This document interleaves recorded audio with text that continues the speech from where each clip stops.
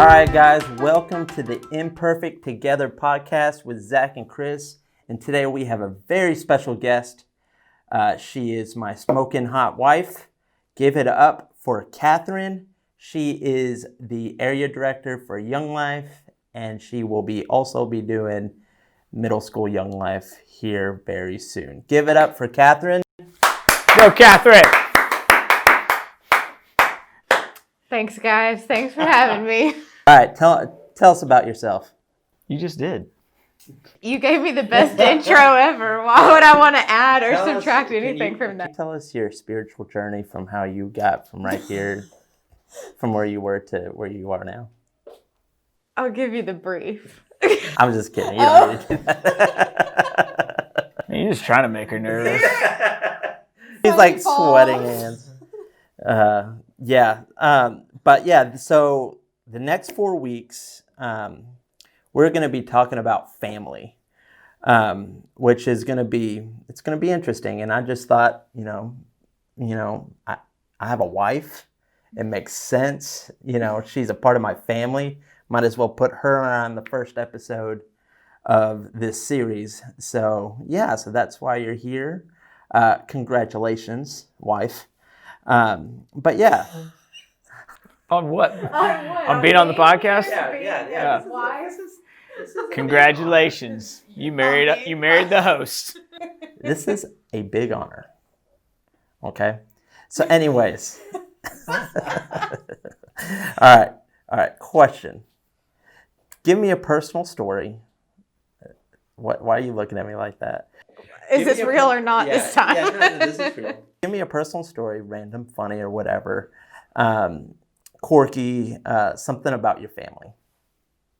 Or a story that you like. Like, for instance, the whole Randall and Shoes thing. You want to tell them about that?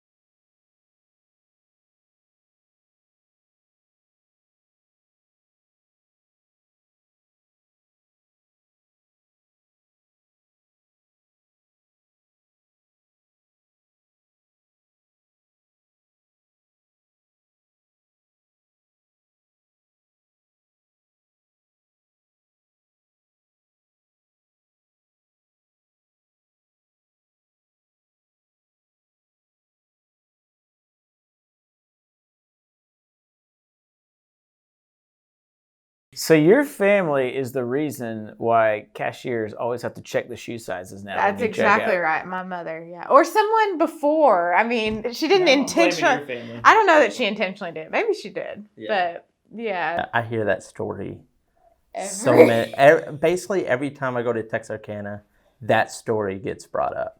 Mm-hmm. It is, it is the first 5 minutes of the conversation. Yeah. But you have a funny story, Chris?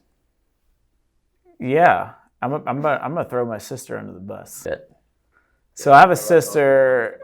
That is a year and a half younger than me, and I was the good child for the most part. Mm-hmm. And I'm also the oldest. And my sister Candace was not. She liked to get in trouble and do her own thing all the time. So much so that... Hold on. Her name's Candace? Her name is Candace. Can she dance? Why? I don't get the reference. Get it? Can dance? No, it's Candace. Oh. According to my dad, it's Candice, how you spell it. But according to my dad, he was going to spell it Candus. My mom said no. But anyways, back to Candace. Candace was always in trouble. And her room was at the end of the hallway, and so there was like her door was here, and there was another door right here that so I cornered up. So the doorknobs were together, and we couldn't get her to stay in her room, and she would be grounded or whatever. Like there was a lot of times, only thing she had in her room was a mattress, and so we would take a belt, and we would wrap it around both door handles so she couldn't open the door. Locked her in. Don't report that, guys. Hey, gotta do what you gotta do. Yeah, I get it. Yeah. If locking up someone wasn't illegal anymore. And then sometimes I would do it just for the heck of it. So my funny story had to do with my father. Right when we moved to Arkansas, there was a tornado watch. And so, I mean, we just got from Chicago. We never really saw any tornadoes or anything like that. But is tornado warning the bad one or the tornado watch the bad one? I don't know. I don't care until the tornado's in my front yard. Yeah, whatever the bad one is, that was what was happening. And I remember we were in the hallway, and it was whenever my parents were still together. And we had blankets and we had like mattresses over us. And it was like me and my siblings and my mom. And then I'm like, where's my dad? Like, where's dad? Like, I can't find my dad. And then my mom gets out. She gets out of the hallway. And then she just starts screaming and just cursing at my dad. And I'm like, what is going on? And so I get out and I look in my backyard. And a backyard is open. You know, there's not a gate. And he is in the middle of the field holding on to a post, and the wind is just going, he's going like this. And on like probably about 10 or 15 yards behind him is a big tractor tire that is just. I want to see your dad hang on the post where his feet just sideways like a fly. No, it wasn't like that, but he was, like. Mullet blowing in the wind while I think that's a guy thing. It was Anytime there's a tornado, I go out on the front porch. like, but I looked at that and I was like, that is the coolest thing. Like my dad is so brave.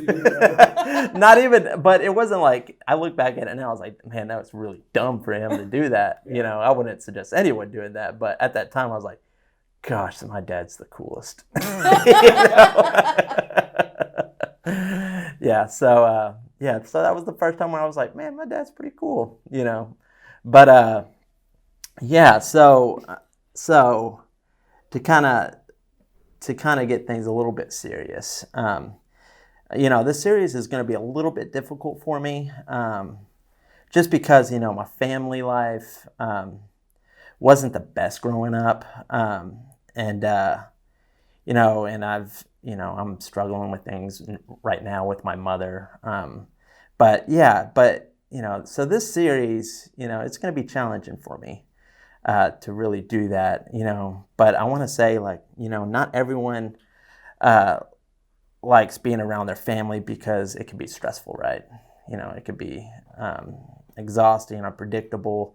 The dynamic of family life can be really complicated. Can we all agree with that? When we start adding faith into our family and into the equation, it can create some tension, right? And then, because maybe your faith is serious, but your family thinks that, one thing, or maybe you're not really a faith person, but your family is, and so that causes tension. We're just going to talk about that, which is, first of all, do you guys have an example of that in your personal life? Maybe in like middle school or something like that, that's where that tension has kind of been there. I know you have a whole bunch of stories, Katherine, when it comes to that. So is there anything that you want to share regarding that? I'll just say, I relate to that a lot. When I was growing up, my parents didn't go to church, and I got invited by some friends from school. And my parents were divorced. My dad would go to church sometimes, and so sometimes I'd go with him. But my mom, who I lived with, was really mad at God growing up, and so she didn't go to church, and so she would drop me off and take me, but it wasn't like I could have those conversations with her about what I was learning, and so that caused tension, and it was just kind of awkward to know how to navigate that when you're in elementary and middle school. Yeah. So I relate to that a lot. Yeah. What about you, Chris? Excuse you. My bad. Jeez, you and your bodily functions. Hey, I gotta release them. I can't serious. build it in, because when I build it in, it's like I'm filling it up with gas, and then I'm like a ticking time bomb, and then it'll come out. It may not come out of my mouth. It may come out of. Let's not do that. We're in a small room right now. I know, that's why I needed to let it out. You don't even know. Yeah, she has. Yeah. You complain. This girl lives with me. That was her choice. I'll just say that. Pop gassers all the time. You're terrible. Anyways, what is your question? Very live. But yeah, just the whole putting faith into family. Do you have any example with that? I know that you were a Christian pretty young and stuff like that. Yeah, so growing up, like when I was younger, like 10 and under, my family went to church. Back spasm. My family went to church occasionally. I know it. We would go to like my grandparents' church, and wherever it was, and but it wasn't like steadily. And then when I was 10, I went to a camp. That's when I started believing in Jesus. And then after that is when we kind of started finding our own church, and my whole family got involved. And then I think through my junior high years, there really wasn't much of a tension to it. It's more of it helped bring my family together more. Yeah. Because my family, my parents started getting involved in serving in students, and I didn't care. So the whole time I was from junior high, high school, whatever, my parents are always involved. They were never like my direct leaders or anything, but they were friends with my leaders, and so really we all kind of like grew in our faith together. Yeah. If that makes sense. Which I get is not common. That's not most families. But for us, it was, once I put my faith in Jesus, then my family started saying, okay, well, we should probably get more serious too. And so we started going to church, and then it just kind of grew from there, and it really started to explode. I just spit. It really started to really grow as a family as we got into my junior high years. Like for me, in my middle school years, so I was a Lutheran growing up, and my dad was huge into the whole Lutheran stuff. My mom, not so much. She would sometimes come, but sometimes she wouldn't. But even then, like even when I was in church, I didn't really quite grasp it. My dad was very like, do this because Jacob did this, and do this because Joseph, and all this stuff. So it's like, and I didn't quite understand. Like this is how I didn't, like when I was going through confirmation and the Lutheran thing, the only reason why I wanted to go through confirmation is so I could have wine at church. That was the only reason. Hold on, what age do you do that? 13. Yeah, 13. Yeah, but it's like just a cup. Well, here's the thing. Everyone would get to the altar, and then the pastor would come. The pastor would come, and then he would get to me, and he'd put his hand on me, and he's like, "God bless," blah blah blah blah blah blah. I'm like, man, why is all my friends getting wine and I'm not? They get snack time, and they get snack time, and I'm getting treated like an 8-year-old. Here's your fruit cup. So I went through confirmation, and so I like kind of, I went through all the questions of confirmation, but I didn't know what I was doing. But my dad helped me out a lot on it. He was like, oh, well, this is what this is. And I would just write it down, not knowing what the mess I'm, writing it out. So yeah, my faith in middle school wasn't quite there. It was non-existent. Wasn't quite there. You know, but I mean, but you tell my dad and he'd be like, oh yeah, he became a believer whenever he got confirmed and all this stuff. And, you know, and I'm like, I don't even know what I did. I think at one point I referenced Hootie and the Blowfish in my confirmation. Or maybe it was a Rolling Stones lyric. I'm not quite sure, but maybe it was both. But yeah. Usually people quote scripture. Yeah. It just shows you where I was. So another question: if faith can create tension in our families, how do we make sure our faith is actually helping make families better? Go ahead now. Yeah, go ahead. I think that, like, first and foremost, your faith has got to be personal and intimate to you, like, before you're thinking about how it affects really anybody else.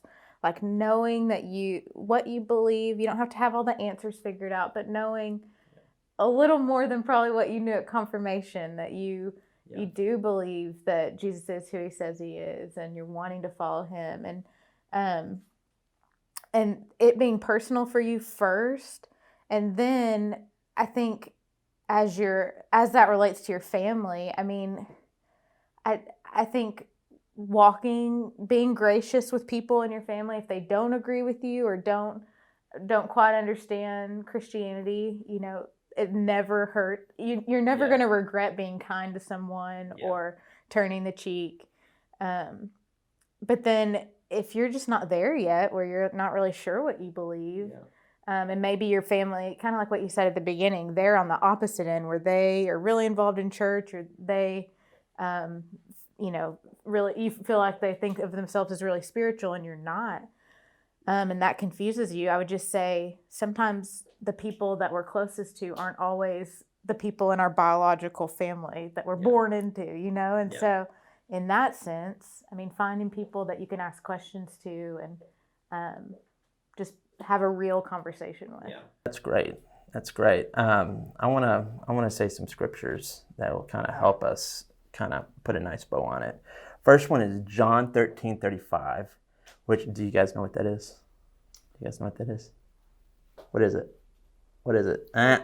By this, everyone will know that you are my disciples if you love one another. This is when Jesus had his last meal with his boys and the followers before his death on the cross. He said that people will know that they will know him and believe in him by the way we love each other.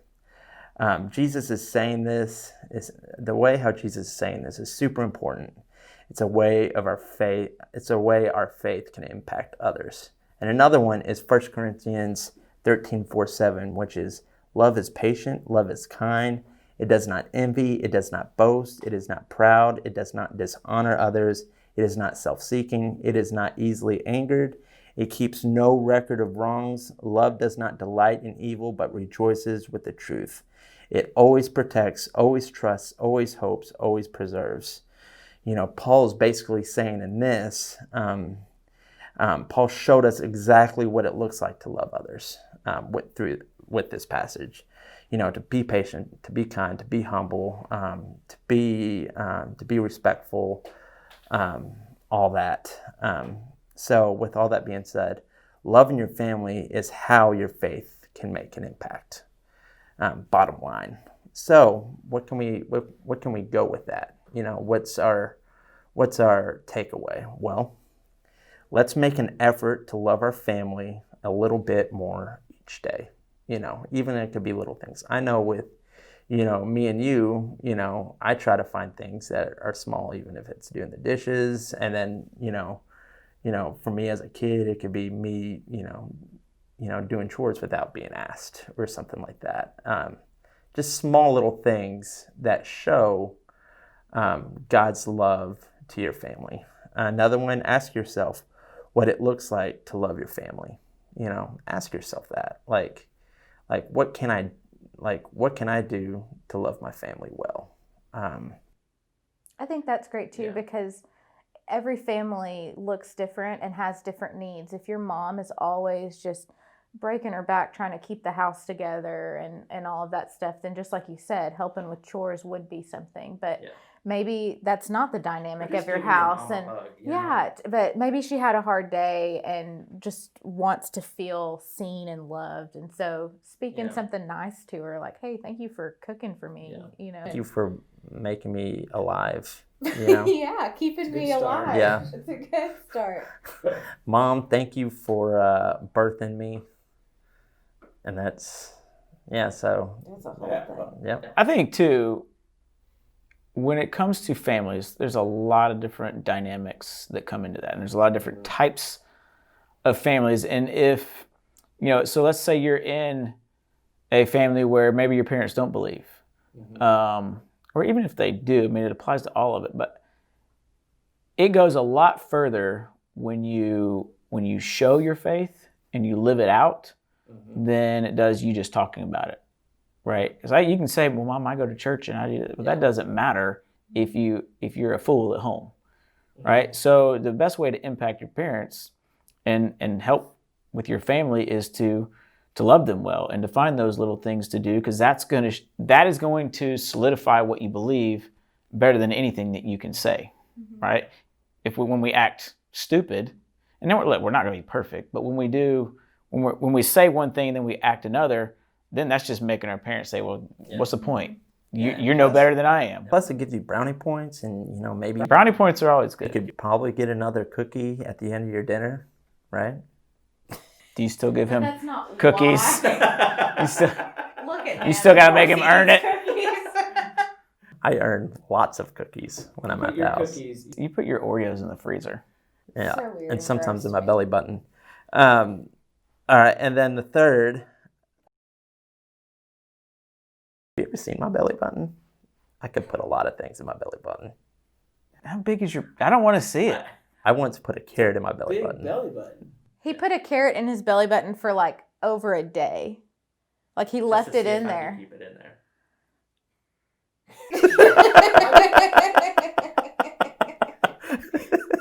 Some things you just can't unsee. Then I tried to get one of the kids to eat it, and then I felt bad. No. Because it was Just for thinking of, like, making it was a for a slow talent show. It was for a talent show, and I was trying. You did this at school? No, this is at camp. a camp. Oh. So Wow. yes, but yeah, you could be surprised what I could put in there. So with that, pick one thing you can do to show the love that Paul listed in this letter for your in this letter to your family. So love does not, all that. So find ways how you could translate that scripture to your family, and you will see great things come from that. Love changes people, and what faith is all, and that's what faith is all about. Loving your family is how your faith can make an impact. So that's what I got. Any final words, Katherine? You want to plug anything? You got anything you want to plug? You got a book Happy coming to out? be here. You got any Yeah, podcasts or yeah. anything? Your belly button. Yeah.